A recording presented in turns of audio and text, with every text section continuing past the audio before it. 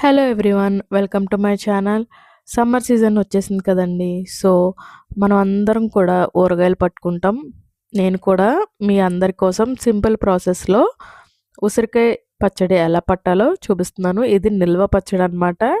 చాలా సింపుల్గా అయిపోతుంది. ఎప్పుడు పట్టని వాళ్ళు కూడా ఈజీ ప్రాసెస్లో చేసేసుకోవచ్చు.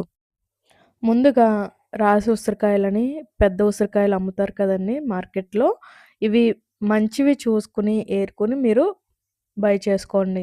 ఇవన్నీ కూడా నేను ఇక్కడ పెద్ద సైజు ఉసిరికాయలు తీసుకున్నాను. ఎందుకంటే మా పిల్లలకి ఉసిరికాయ మొత్తం వేశానంటే వేస్ట్ చేసేస్తారు.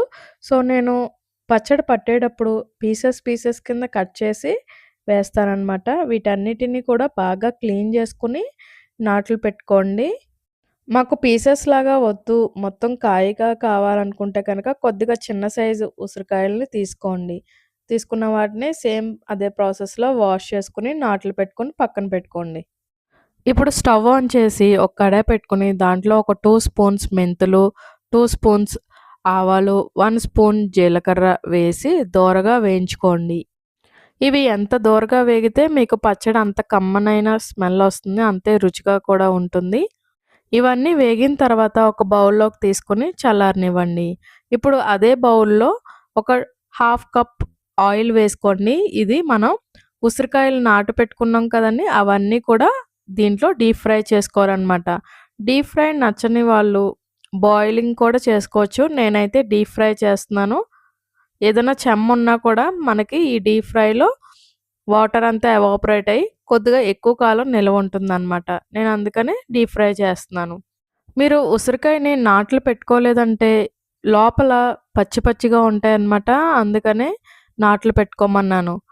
మీకు ఉసిరికాయ ఉడికిందా లేదా అనేది టెస్ట్ చేయాలనుకుంటే ఒక షార్ప్‌ది ఏదన్నా తీసుకొని ఇలా నేను చూపించిన విధంగా లోపల గుచ్చండి. స్మూత్‌గా వెళ్ళిపోతుందంటే గనక ఉసిరికాయ బాగా వేగిందనమాట. సో ఇవన్నీ తీసి ఒక గిన్నెలోకి పెట్టేసుకోండి. ఇప్పుడు ఒక 2 పెద్ద సైజు వెల్లుల్లిపాయలను తీసుకొని ఇలా నేను చూపించిన విధంగా కచ్చాపచ్చాగా స్మాష్ చేసుకోండి. ఇవన్నీ స్మాష్ చేసుకున్న తర్వాత మనం ముందుగా ఉసిరికాయల్ని ఫ్రై చేసుకున్నాం కదా! అదే నూనెలో ఇవి కూడా ఫ్రై చేయాలి.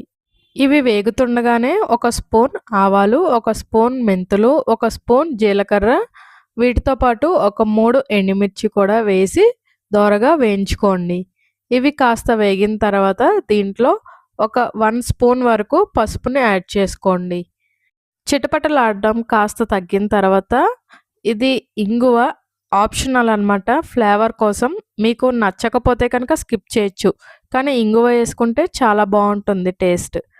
కొద్దిగా కరివేపాకును కూడా వేసి తాలింపు మొత్తం వేగనివ్వండి. ఆ తర్వాత దాన్ని చల్లారనివ్వండి. ఇప్పుడు మనం ముందుగా ఫ్రై చేసుకున్నటువంటి ఉసిరికాయల్ని ఇలా నేను చూపించిన విధంగా తొనలుగా కట్ చేసుకొని వేసుకోండి. అదే మీరు బాయిల్ చేసుకున్నారనుకోండి, జస్ట్ చేత్తో ఇలా టచ్ చేస్తే వచ్చేస్తాయి. అంత సింపుల్‌గా అయిపోతుంది. ఇక్కడ నేను రాళ్ళ ఉప్పును మాత్రమే తీసుకున్నాను. రాళ్ళ ఉప్పు ఏం చేశానంటే ఒక హాఫ్ అన్ అవర్ పాటు ఎండలో పెట్టి దాన్ని మిక్సీ జార్‌లో వేసి బాగా స్మూత్‌గా ఇలా గ్రైండ్ చేసుకున్నాను. పూర్వము రాళ్ళ ఉప్పును మాత్రమే యూజ్ చేసేవారు కదా! సో నేను కూడా అదే పద్ధతిలో రాళ్ళ ఉప్పును మాత్రమే ఇలా స్మాష్ చేసి వేసుకుంటున్నాను. నెక్స్ట్ ప్రాసెస్‌లో మనం ముందుగా చల్లారబెట్టుకున్నటువంటి ఆవాలు, మెంతులు, జీలకర్ర వాటిని గ్రైండ్ చేసుకొని మనం దీంట్లో యాడ్ చేసుకోవాలి. అలానే హాఫ్ కప్ ఉప్పు, ఆ తర్వాత మనం వెల్లుల్లిపాయలను కూడా పొట్టు తీసుకొని మిక్సీ జార్‌లో వేసుకుంటే చాలా బావుంటుంది. లేదంటే స్కిప్ చేయొచ్చు. ఆల్రెడీ మనం తాలింపులో ఏసాం కాబట్టి సరిపోతాయి. అలానే మనం తాలింపంతా కూడా దీంట్లో వేసుకొని కలుపుకోండి ఒకసారి. ఇక్కడ నేను చూపించినట్టు వెల్లుల్లిపాయలు ఇలా గ్రైండ్ చేసి మీకు నచ్చలేదనుకుంటే కనుక మీరు పైన పొట్టు తీసేసుకొని ఒక 10 వెల్లుల్లిపాయల్ని దీంట్లో వేసుకోండి. కమ్మగా ఉంటుంది వెల్లుల్లిపాయ వేసుకోవడం వల్ల. ఇప్పుడు మనం తాలింపు వేసుకున్నాం కదా! అవంతా కూడా ఈ ముక్కలకి పట్టేటట్టు కలుపుకోండి. నెక్స్ట్ ప్రాసెస్‌లో కారం 1 కప్ వరకు దీనికి సుమారుగా పడుతుంది. ప్రతి ముక్కకి టచ్ అయ్యేటట్టు ఇలా నేను చూపించిన విధంగా కలుపుకుంటే మీకు కారం ఈవెన్‌గా స్ప్రెడ్ అవుతుందనమాట.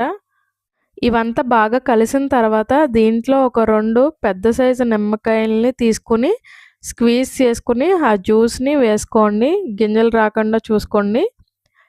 కొంతమంది నిమ్మకాయ బదులు చింతపండును కూడా యూస్ చేస్తారు. నాకైతే చింతపండు ఫ్లేవర్ నచ్చిందనమాట. సో నేను ఇదే ట్రై చేశాను. చింతపండు కూడా గుజ్జు తీసుకుని వేసుకోవచ్చు అనమాట. పుల్లదనానికి మాత్రమే యూస్ చేస్తారు ఏదైనా కూడా. ఇదంతా కూడా మనం స్టోర్ చేసుకుని 3 డేస్ తర్వాత తింటే చాలా బాగుంటుంది. ఆయిల్ మీకు కావాలనుకుంటే కనుక ఎక్స్ట్రా యాడ్ చేసుకోవచ్చు. అంతే, ఎంతో సింపుల్గా చేసుకునే ఉసిరికాయ నిల్వ పచ్చడి రెడీ. మీకు నచ్చింది అనుకుంటున్నాను. ఎలా ఉందో మీరు కూడా ట్రై చేసి ఒకసారి కామెంట్ సెక్షన్లో కామెంట్ చేయండి. Thanks for watching. Yummy, yummy, super yummy.